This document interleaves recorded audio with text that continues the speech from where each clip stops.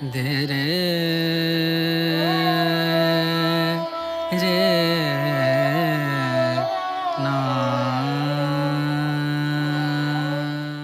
আমায় ছিঁড়ে খাও হে শকুন, হে সীমান্তের শকুন, এক্ষুনি ছিঁড়ে খাও আমাকে। হে আটলান্টিকের ঈগল, শিগগির খুবলে খাও আমাকে। হে বৈকাল হ্রদের বাজ, আঁচড়ে কামড়ে ছিন্ন ভিন্ন করো আমাকে। আমার রক্তরসে শুধু অসহায়তা আর অভাব। কাগজের কামলারা তারে আদর করে মুদ্রাস্ফীতি ডাকে। ঋণের চাপে নীল হয়ে যাচ্ছে আমার অনুচক্রিকা। সংসার চালাতে অন্তরে হয় ইন্টারনাল ব্লিডিং। কি আশ্চর্য, তবুও আমি মরছি না। ওদিকে দোজখে ভয়ে আত্মহত্যা করবারও সাহস পাই না আমি। রে না। খোদাকে বললাম আমি মরতে চাই।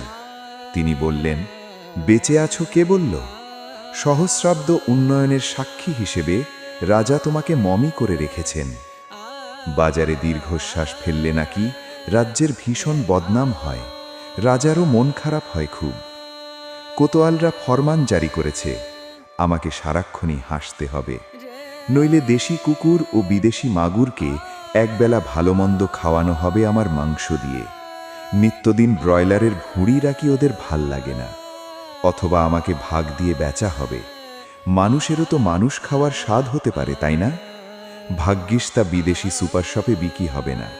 দেশি মানুষেরই তো হক বেশি আমাকে খাওয়ার। রে